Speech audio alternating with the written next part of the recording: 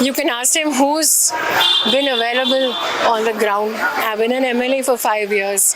I was there on the ground among people every single day, be it COVID, be it floods. And at the end of the day, people are watching. People are evaluating who works and who doesn't, and who's accessible. And also at the end of the day, our constitution has given us rights that each and every person is equal, irrespective of caste, religion, class, language.